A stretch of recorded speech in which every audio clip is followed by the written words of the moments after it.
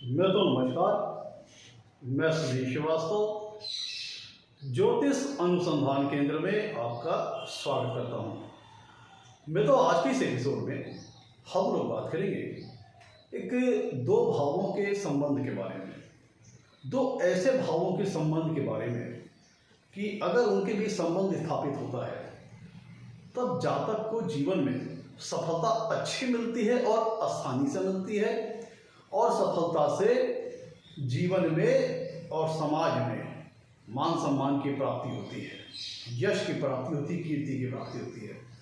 आज हम लोग बात कर रहे हैं कि कुंडली में अगर नवम भाव के स्वामी अर्थात नवमेश, दसम भाव के स्वामी अर्थात दशमेश, जब नवमेश और दशमेश में संबंध स्थापित होता है तो ज्योतिष शास्त्र में यह संबंध बहुत ही शुभ माना गया है। इसे संबंध को बहुत ही उत्तम श्रेणी के राजयोग की दर्जा दी गई है। इसे अगर हम योगों के आधार पर बात करें तो इसे धर्म कर्माधिपति योग भी कहते हैं। नवमेश और दशमेश का कुंडली में जब संबंध स्थापित होता है तो जातक को जीवन में सफलता अच्छी स्तर की मिलती है। जीवन में जातक को सफलता पाने के लिए उसकी जो मेहनत है, उसका जो एफर्ट है वो फ्रूटफुल रहती है, फलदायी सिद्ध होती है, समाज में यश कीर्ति की स्थापना होती है।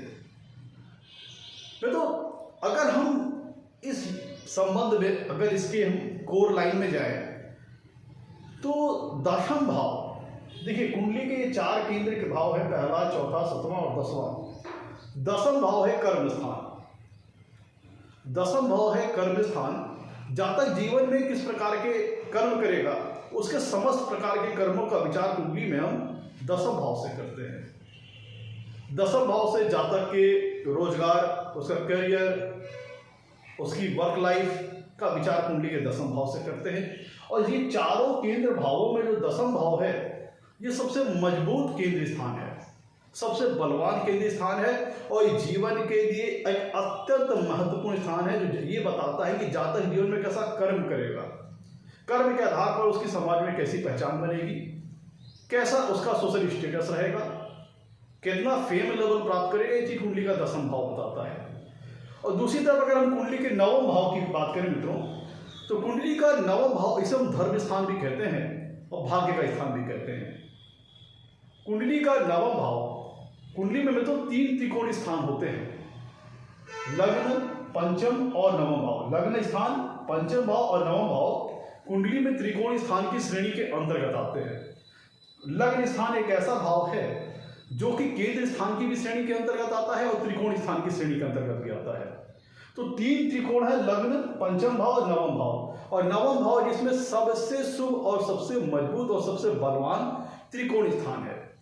तो यहाँ पे ये चीज क्लियर होगी कि जब नवमेश और दशमेश का संबंध कुंडली में बनता है तो सबसे शुभ और सबसे मजबूत त्रिकोण स्थान का स्वामी का संबंध और सबसे बलवान केंद्र और सबसे मजबूत केंद्र स्थान के स्वामी का संबंध आपस में स्थापित होता है।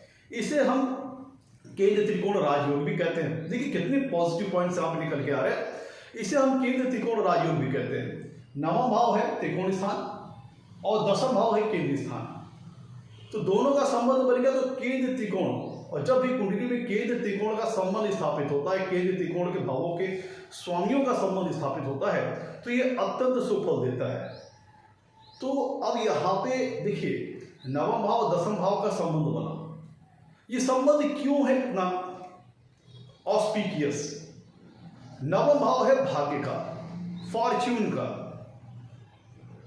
जो कि ये बताता है जातक जीवन में कितना भाग्यशाली होगा, उसका फॉर्च्यून कितना उसका फेवर करेगा, कितना उसका सपोर्ट करेगा।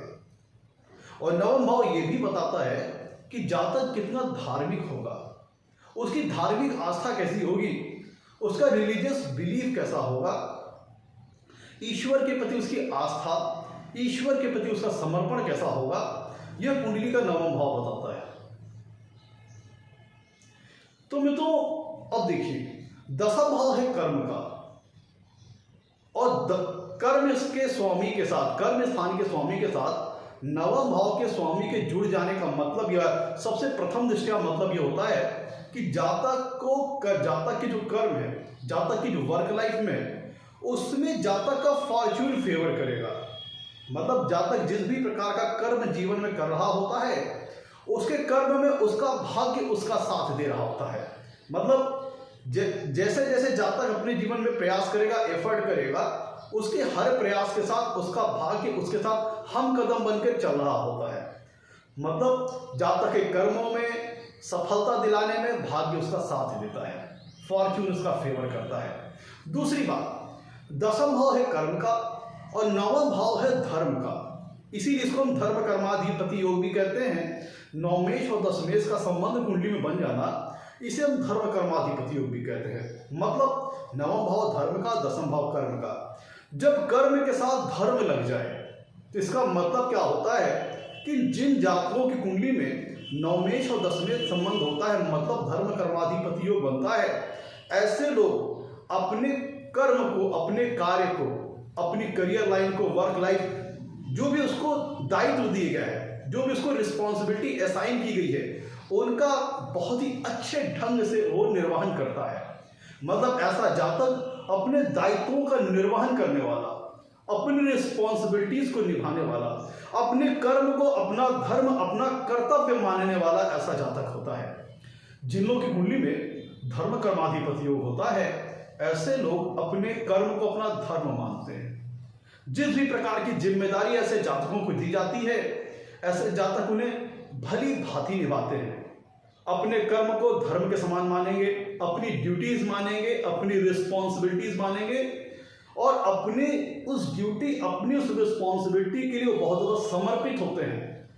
बहुत ज़्यादा कह लीजिए कि अटैच्ड होते हैं, बहुत ज़्यादा समर्पित होते हैं और पूरी निष्ठा, पूरी आस्था के साथ, पूरी समर्पण के साथ अपने कर्म को करते हैं। और कर्म के साथ धर्म जुड़ जाने का मतलब यह है, मतलब दसम भाव के साथ, जो कि कर्म का स्वामी है, कर्म का स्थान है, उसके साथ नवम भाव का स्वामी जुड़ जाए, मतलब धर्म जुड़ जाए। कर्म के साथ धर्म जुड़ने का मतलब है कि ऐसा जातक नैतिक कार्य करने वाला होता है।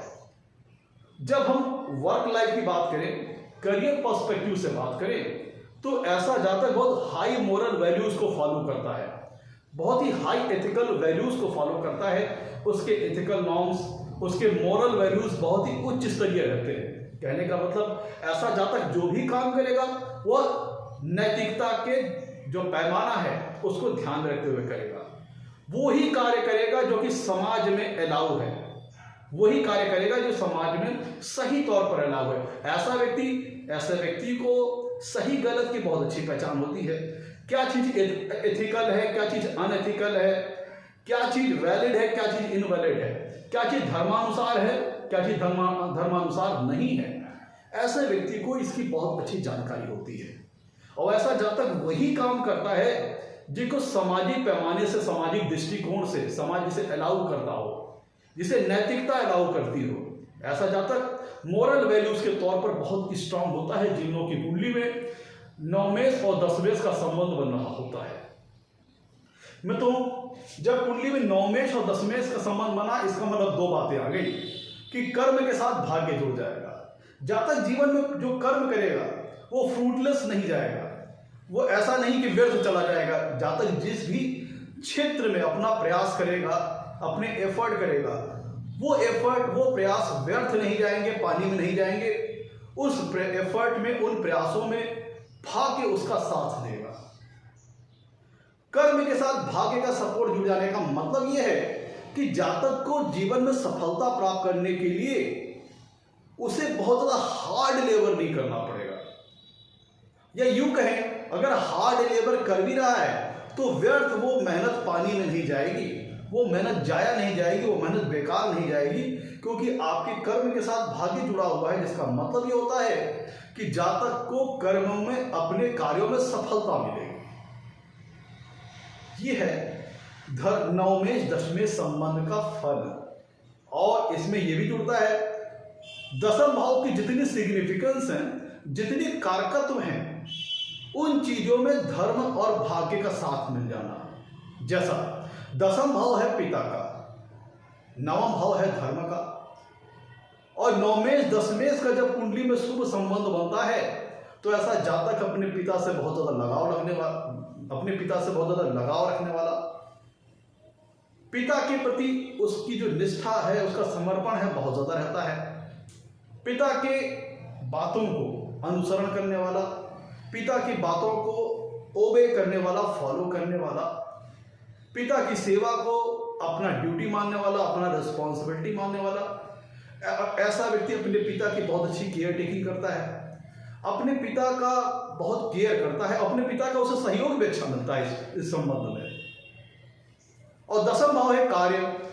जब कार्य मोरल वैल्यूज के आधार पर सही तौर पर होंगे, नैतिक आधार पर सही होंगे और कर्मों में सफलता मिलेगी, तो इसका फल क्या होगा कि जब तक उस समाज में, सोसाइटी में अपने कर्म के आधार पर उसकी एक अच्छी पहचान बनेगी, एक अच्छा सोशल स्टेटस बनेगा, एक अच्छी उसकी रेपुटेशन बनेगी। इस प्लेसमेंट में आप ऐसा देख सकते हैं। मित्रों, तो 9वें 10वें संबंध किन किन प्रकार से कुंडली में बन सकता है, इसको समझ लेते हैं। मित्रों, कुंडली का ये 9वां भाव है और ये 10वां भाव है। अब यहाँ पे हम संबंध बात करेंगे बाइलैटरल संबंध की। बनने को तो एक पक्षीय संबंध भी बन सकता है, लेकिन ये उतना प्रभावी नहीं होगा। हमारा 9वें और 10वें का संबंध कहने का मतलब है कि ये संबंध द्विपक्षीय हो, बाइलैटरल हो।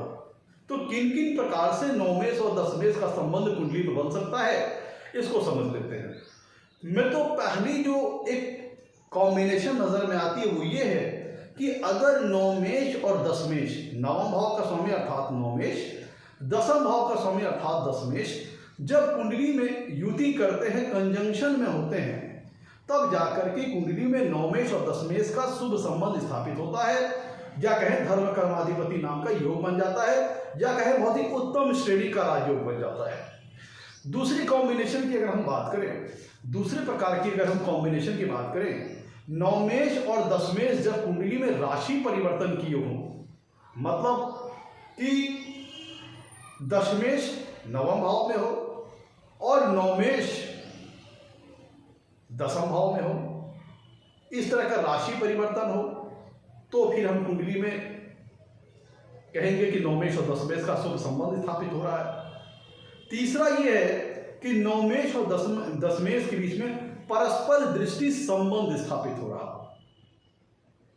मतलब 9वें 10वें के ऊपर दृष्टि डाल रहा हो और 10वें 9वें के ऊपर दृष्टि डाल रहा हो। तो ये तीन ऐसे पॉसिबिलिटी हैं जिनके माध्यम से द्विपक्षीय या कहें बाइलैटरल 9वें और 10वें का संबंध स्थापित होता है। जैसे अगर हम बात करें, देखिए ये कालपुरुषी कुंडली है, इसमें 9वां भाव में आती है धनु राशि और 10वां भाव में आती है मकर राशि। धनु राशि के स्वामी हैं गुरुदेव बृहस्पति और 10वां भाव में मकर राशि आती है जिसके स्वामी है शनि। तो अगर इसको अब एग्जाम्पल के तौर पर समझे, जो मैंने पहला कॉम्बिनेशन बनाया था कि जो पहली पॉसिबिलिटी तब बनती है जब कुंडली में 9वें और 10वें की युति हो, तो प्रस्तुत एग्जाम्पल में 9वें हो जाते हैं गुरु और 10वें हो जाते हैं शनि। तो अगर कुंडली में 9वें और 10वें का संबंध, लेट सपोज मान लीजिए कि कुंडली में लाभ भाव में गुरु और शनि की युति हो गई, तो इसे हम कहेंगे पहले प्रकार का जो पॉसिबिलिटी है 9वें 10वें संबंध की बनने की, वो यहां देखिए लाभ भाव में बन रही है। ये पहला प्रकार है कि 9वें और 10वें दोनों किसी एक ही भाव में आ जाए। तो ये बना पहला प्रकार कि जब 9वें 10वें युति में हो, तब जाकर के कुंडली में 9वें 10वें का संबंध स्थापित हो जाता है।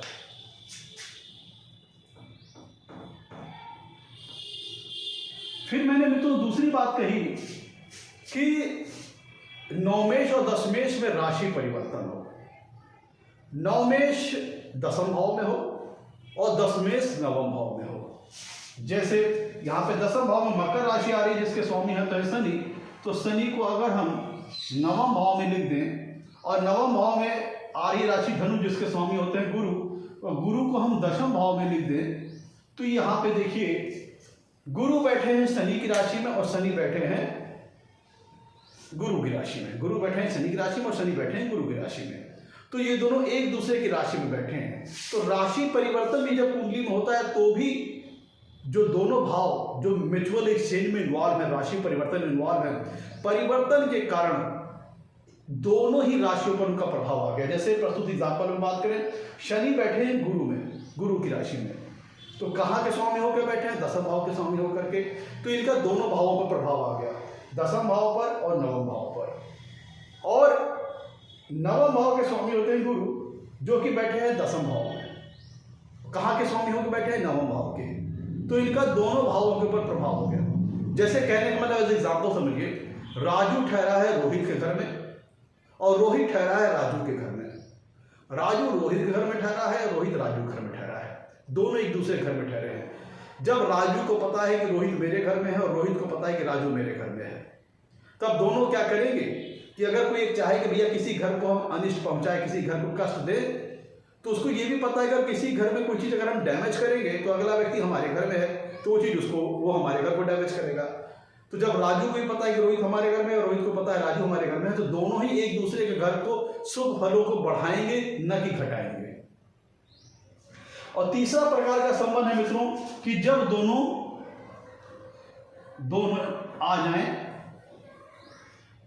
समसप्तक दृष्टि में, मतलब एक दूसरे के सामने आ जाएं, या दोनों भाव के स्वामी का एक दूसरे के ऊपर दृष्टि संबंध बन रहा हो, तब ही ये तीसरे प्रकार से देखा जाए तो कुंडली में नवमेश और दशमेश संबंध बनता है। अब जैसे अगर हम बात करें, मान लीजिए कि गुरु बैठे हैं कुंडली के तीसरे भाव में और शनि बैठे हैं कुंडली के नवम भाव में। शनि बैठे हैं कुंडली के नवम भाव में, जो कि सातवीं पूर्ण दृष्टि से गुरु को देख रहे हैं, और गुरु बैठे हैं कुंडली के तीसरे भाव में, जो कि सातवीं पूर्ण दृष्टि से शनि को देख रहे हैं। तो शनि सतवीं पूर्ण दृष्टि से गुरु को देख रहा है और गुरु सतवीं पूर्ण दृष्टि से शनि को देख रहा है। गुरु कुंडली में नवमेश है, शनि कुंडली में दशमेश है। तो इस प्रकार से ये तीसरी पॉसिबिलिटी बनती है जिससे कुंडली में धर्म कर्माधिपति योग बनता है, या कहीं बहुत ही उत्तम श्रेणी का राजयोग बनता है, या कहीं नवमेश और दशमेश संबंध स्थापित होता है।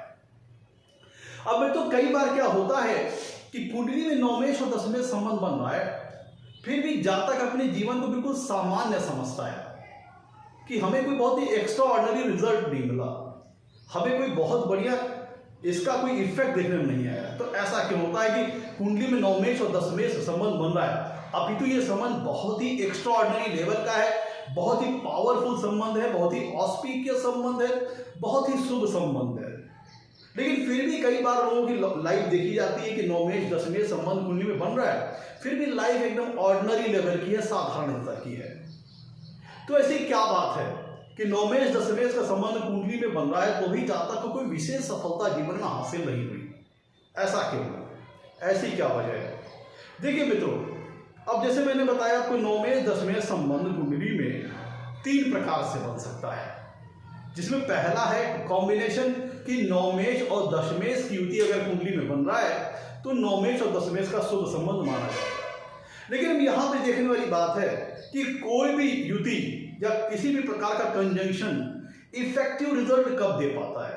इफेक्टिव रिजल्ट तब दे पाता है कि जब दोनों जो ग्रह इन्वॉल्व हैं कंजंक्शन में, उनके बीच में डिग्री का फासला जितना कम होगा उतना ही ज्यादा कंजंक्शन स्ट्रांग होगा। मान लीजिए प्रथम दृष्टया किसी व्यक्ति ने अपनी कुंडली में देखा कि नवमेश और दशमेश का संबंध कुंडली में बन रहा है, तो वो उसके मन में हर्ष की भावना आ जाएगी, खुशी की भावना आ जाएगी।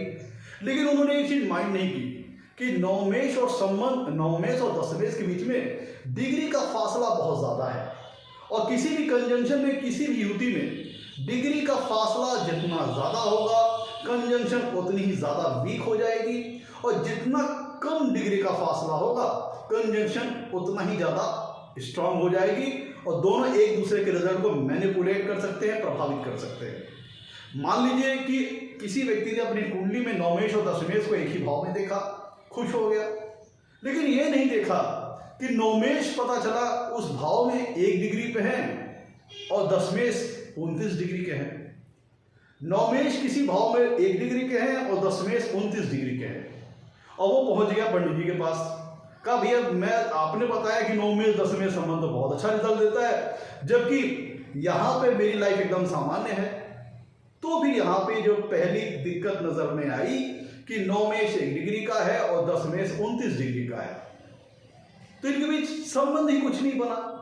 कहने को एक भाव में है लेकिन एक पता चला आगे वाले कमरे घर के में है और एक सबसे घर के पीछे वाले कमरे में है, दोनों में कोई संबंध ही नहीं, एक दूसरे को कोई प्रभाव ही नहीं, तो नाम के लिए धर्म कर्माधिपति योग बना। दूसरा कारण क्या होता है?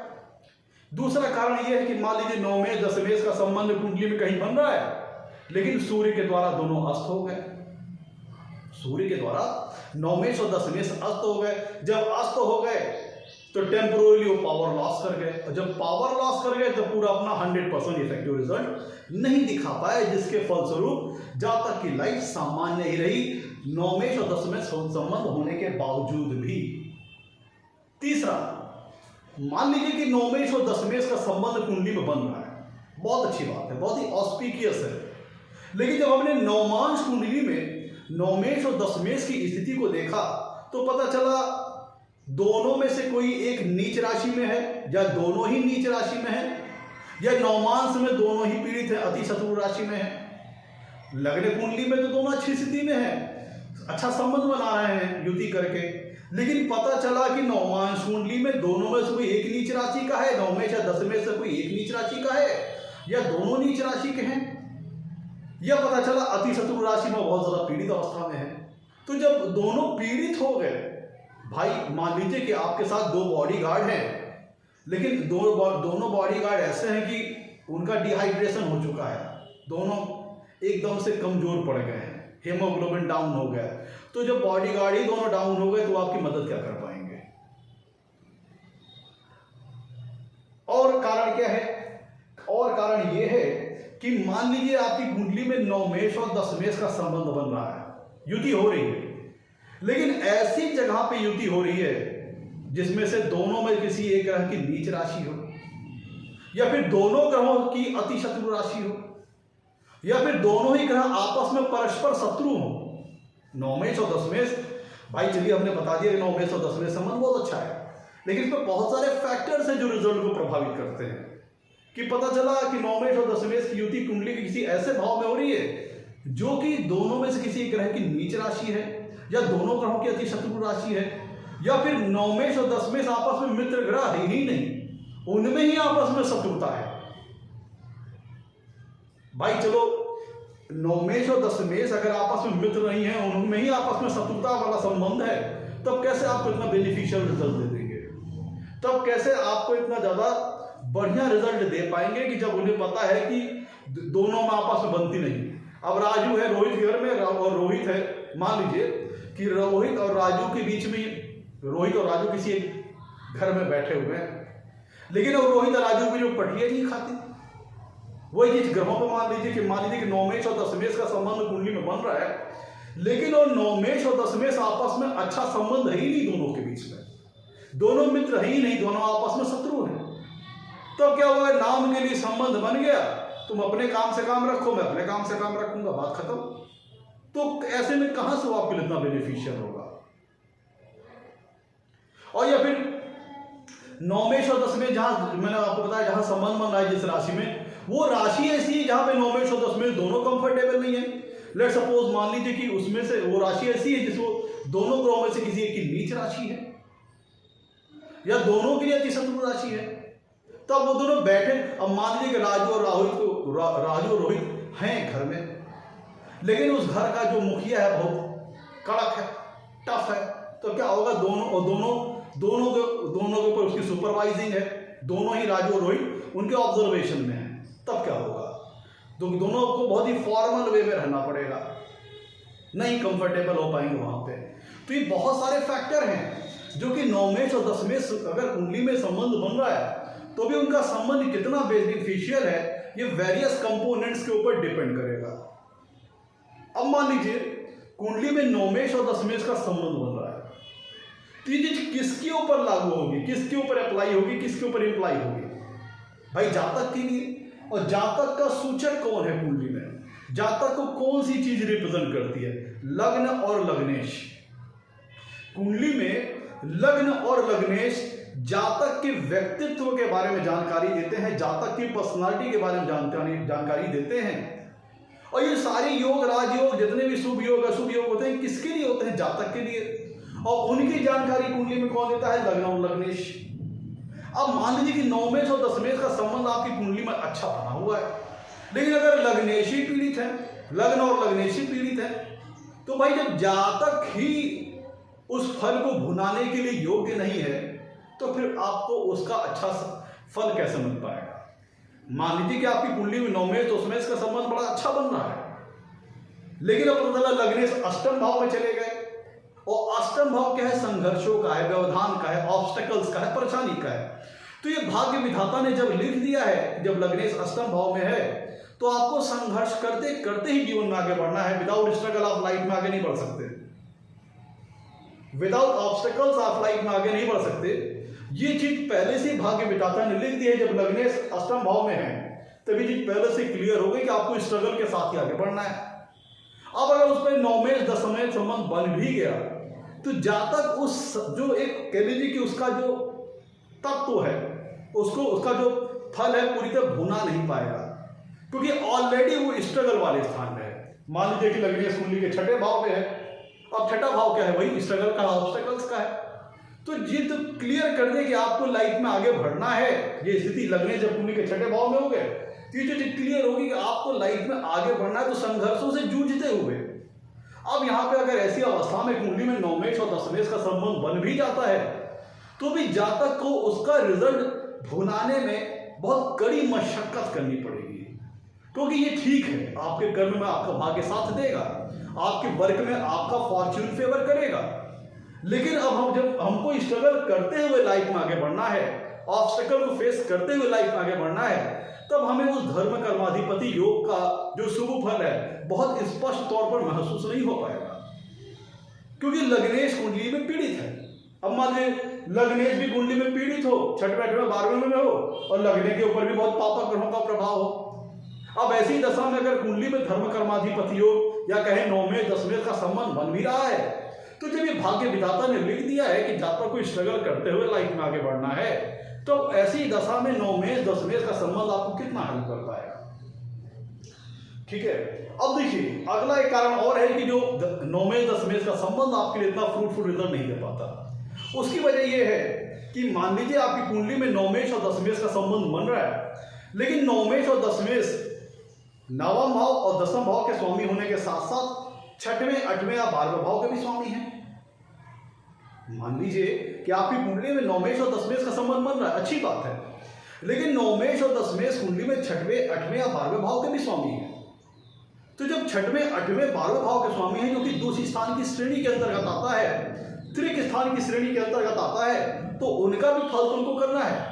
ठीक है, अच्छी बात है, वो नौमेश और दशमेश है, नवम भाव के स्वामी है, दसम भाव के स्वामी है, लेकिन साथ ही साथ अगर कुंडली में वो छठे भाव के स्वामी, अष्टम भाव के स्वामी या 12वें भाव के स्वामी हो गए, तो जो कि तीनों ही तुच्छ स्थान है, तो ये तो भाग्य विधाता ने पहले से ही क्लियर कर दिया कि लाइफ में आपको ठीक है, आपके वर्क में सपोर्ट मिल जाएगा, फॉर्च्यून साथ दे देगा, आप काम भी अच्छा करोगे, धर्म अनुसार काम करोगे, लेकिन आपको कोई भी चीज बगैर संघर्ष झेले नहीं मिलने वाली, क्योंकि नौमेश कुंडली में नौमेश और दशमेश नवम भाव और दसम भाव के स्वामी होने के साथ साथ छठवें भाव, अष्टम भाव या 12वें भाव के भी स्वामी हैं। जब जब ऐसी स्थिति होगी जबकि कुंडली में नवमेश और दशमेश का संबंध बन रहा है और वो दोनों ग्रह नवम भाव और दसम भाव के अलावा छठवें, आठवें या 12वें भाव के भी स्वामी हैं, तब फिर ऐसी दशा में जातक को ऑब्स्टिकल झेल के ही आगे बढ़ना पड़ेगा, संघर्ष झेल के ही आगे बढ़ना पड़ेगा, तब जाकर के उसके कर्म में कहीं ना कहीं फॉर्च्यून उसका साथ देगा। तो ये भी एक स्थिति है कि जातक को लगता है कि मुझे नौमेश और दशमेश का संबंध का मुझे बहुत अच्छा फल नहीं मिल पा रहा है, लेकिन यहाँ पे एक बात बता दूं, क्योंकि उनके पास दोहरे भावों का स्वामित्व है, नवम भाव के नौमेश और दशमेश के पास दोहरे भावों का स्वामित्व भी है। ठीक है, कर्म में भाग्य का साथ दिलाएंगे, लेकिन झेला लेने के बाद, संघर्ष करा लेने के बाद। अब देखिए, अगर कुंडली में नौमेश और दशमेश का संबंध बन रहा है तो ये एक फैक्टर और है जो कि उसके बहुत ही उत्तम रिजल्ट को प्राप्त करने में बाधा दिलाता है कि पता चला कि आपकी कुंडली में ये नौमेश दशमेश का स्पष्ट तौर पर शुभ फल कब महसूस होता है कि जब कुंडली में नौमेश और या दशमेश इन दोनों ग्रहों की महादशा अंतर्दशा आ गई, या फिर इन दोनों ग्रहों की किसी एक ग्रह की अंतर्दशा है, उसमें किसी एक ग्रह की प्रत्यंतर दशा चल गई, तो फिर इनके जो संबंध के जो फ्रूटफुल रिजल्ट हैं वो महसूस होते हैं। तो अगर ऐसी स्थिति में नौमेश और दशमेश का संबंध कुंडली में बन रहा है, लेकिन जातक को जो उसका जो क्रूशियल पीरियड है, जो मोस्ट इंपॉर्टेंट टाइम है, जो उसका यंग एज है, जो उसका कह लीजिए कि कोई भी जातक जब होता है लाइफ में आता है, जो उसका स्ट्रगलिंग फेस है, जो उसकी युवावस्था है, उसकी मेच्योरिटी वाली एज है, तो उसको उस पीरियड में उसको न नवमेश की महादशा मिली न दशमेश की महादशा मिली। तो जो एक गोल्डन पीरियड होता है भाई, नवमेश दशमेश का संबंध का मतलब क्या है कि कर्म में भाग्य का साथ देना। तो जातक की जो एज है कर्म करने वाली, कि जातक जब यंग एज पे आया, 20-22 साल का हुआ और 40-45 तक की जो अवस्था है, इस बीच में ना उसे नवमेश की महादशा मिली ना दशमेश की महादशा मिली। तो जो गोल्डन पीरियड था उसमें ना उसे नवमेश की महादशा मिली ना दशमेश की महादशा मिली।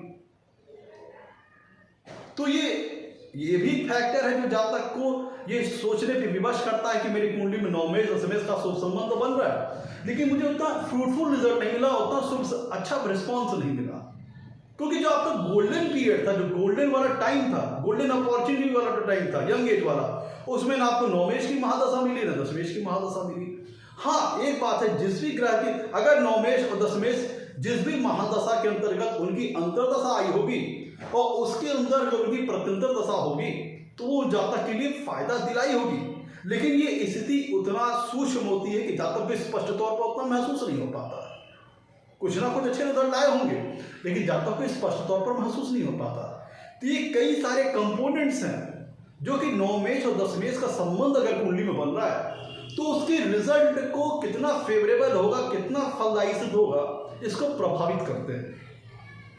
तो सिर्फ कुंडली में ये देख लीजिए कि नवमेश और दशमेश का संबंध बन रहा है, तो सिर्फ ये संबंध देख के ही मत किसी निष्कर्ष पे पहुंच जाइए कि हमको तो भाई बहुत एकदम हम राजा के समान हो जाएंगे, बहुत अच्छा रिजल्ट मिलेगा। इसमें मैं सारे कंपोनेंट्स को भी देखना चाहिए कि ठीक है, नवमेश दशमेश का संबंध बहुत अच्छा बन रहा है कुंडली में, लेकिन क्या हमारा लग्न और लग्नेश इतना सक्षम है कि वो जो योग बन रहा है उसको हम भुना पाए लाइफ में, उनको यूटिलाइज कर पाए, उनका फायदा उठा पाए। अगर लग्नेशी कुंडली में पीड़ित है तो आपकी कुंडली में लाख राज योग हो, शुभ योग हो, आप उसका भुना ही नहीं पाओगे, उसका कोई बहुत बेनिफिशियल रिजल्ट नहीं ले पाओगे, क्योंकि ऑलरेडी कुंडली में जो मुख्य कर्ता धरता है वो लग्नेश है। और लग्नेश अगर कुंडली में मजबूत है तो जातक विपरीत से विपरीत और प्रतिकूल से प्रतिकूल स्थिति में भी स्ट्रगल करता है, स्टैंड कर लेता है। लेकिन अगर कुंडली में लग्नेश ही कमजोर हो गया तो जातक जरा सी बात पर घबरा जाना, हिम्मत हार जाना, हौसला हार जाना, ये सारी चीजें होती हैं। तो किसी भी शुभ योग, राजयोग, पंचमहापुरुष योग, किसी भी शुभ योग का फल कितना ज्यादा जातक भुना पाएगा, ये डिपेंड करता है लग्नेश के ऊपर, लग्न और लग्नेश के ऊपर। और ये सारी चीजें फेवरेबल हो गई कि नवमेश दशमेश का संबंध किसी मित्र राशि में बन रहा है, किसी शुभ भाव में बन रहा है, मान लीजिए केंद्र में बन रहा है या त्रिकोण में बन रहा है या फिर दूसरे भाव में बन रहा है, लाभ भाव में बन रहा है, तीसरे भाव में भी चल जाएगा। तो अगर किसी शुभ भाव में बन रहा है तो बहुत अच्छे रिजल्ट मिलेंगे। मित्र राशि हो, दोनों के बीच में डिग्री का फासला कम हो, उनके ऊपर किसी अन्य भी शुभ ग्रह का प्रभाव आ जाए। अब मान लीजिए कुंडली में नवमेश दशमेश का संबंध बन रहा, पर इसी संबंध में एक ग्रह और आ जाए, षष्ठेश आके शामिल हो जाए या अष्टमेश आके शामिल हो जाए या 12वें भाव का संबंध आके शामिल हो जाए, तो जितनी प्योरिटी थी शुभ फल देने की नवमेश और दशमेश संबंध की, वो यहाँ पे प्रभावित हो जाएगी। और अगर सारी चीजें अच्छी रही तो ये यकीन मानिए कि नवमेश और दशमेश संबंध आपको जीवन में बहुत ही उच्च स्तरीय सफलता देता है। जहां तक अच्छे कार्य करने वाला, अच्छे सत्कर्म करने वाला और जहां तक के कर्म में उसका भाग्य देने वाला, भाग्य साथ देने वाला, यह स्थिति ये भी दर्शाती है कि आपको अगर किसी प्रकार का ऐसा कामकाज है जिसमें गवर्नमेंट की फेवर की आवश्यकता है या किसी प्रकार के पॉलिटिकल रिलेशंस की आवश्यकता है, तो यहाँ पे आपको गवर्नमेंट का भी फेवर प्राप्त होगा, पॉलिटिकल रिलेशंस का फेवर भी अच्छा प्राप्त होगा। तो मैं तो ये था आज का हमारा एपिसोड।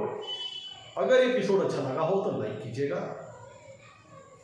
चैनल को सब्सक्राइब कीजिएगा। आज के लिए इतना ही। मैं तो नमस्कार, धन्यवाद।